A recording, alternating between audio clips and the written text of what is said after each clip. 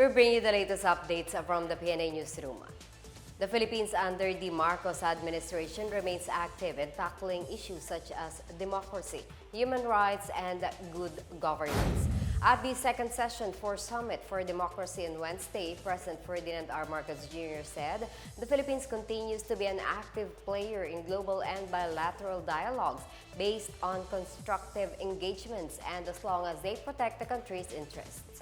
Marcos stressed that the government is enhancing the criminal justice system and that the rule of law continues to prevail. He said the government is committed to fight heinous crimes and impunity despite the withdrawal of the Philippines from the Rome Statute.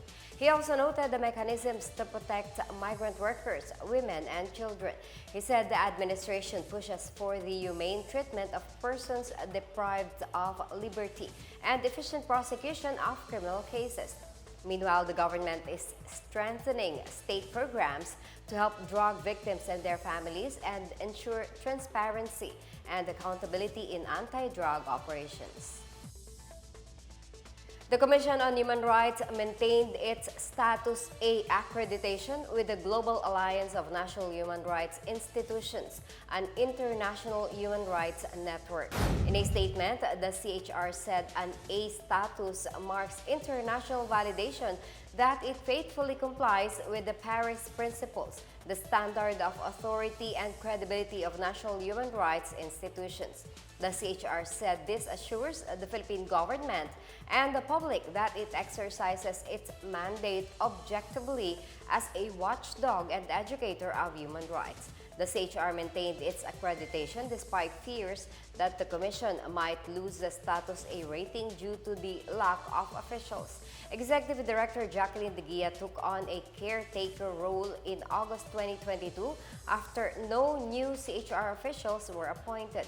On September 27, President Ferdinand R. Marcos Jr. named former Assistant Quezon City Prosecutor and lawyer Richard Paat Palpalatok as the Anbank chairperson. Former Office of the Ombudsman Investigator and Prosecutor Beda Epres was also appointed as CHR Commissioner. House Speaker Martin Romualdez Jr. has taken over as legislative caretaker for Negros Oriental's 3rd Legislative District while Representative Arnolfo Teves Jr. serves his 60-day suspension. Based on the memorandum signed by Romualdez on March 23, he will serve as the representative of the district from March 23 to May 22. The leader of the House of Representatives traditionally appoints caretakers for districts that are not represented in the chamber for a variety of reasons, such as appointment to a cabinet position, suspension, or expulsion of a member. The House Committee on Ethics and Privileges had previously recommended Teves' suspension for failing to return to the country and report for work despite the expiration of his travel authority. Teves, who was last reported to be in the United States for alleged medical treatment, has refused to return home, claiming serious threats to his life.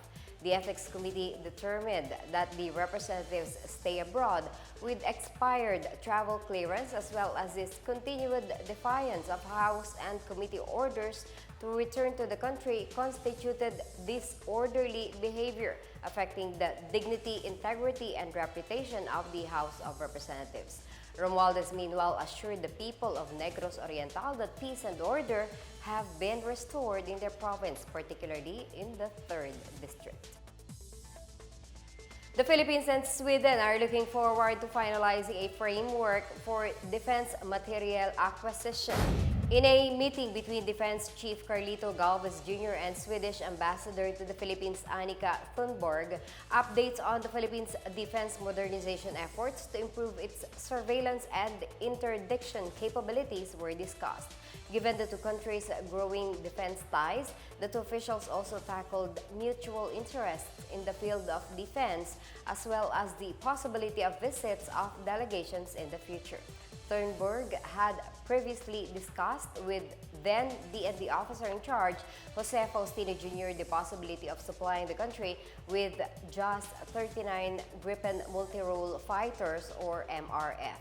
The MRF project is expected to be part of the Armed Forces of the Philippines Modernization Program Horizon 2, which aims to acquire more external defense equipment.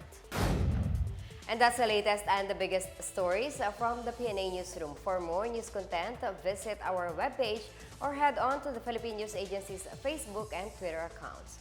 We are also shown on the social media pages of the Presidential Communications Office or PCO.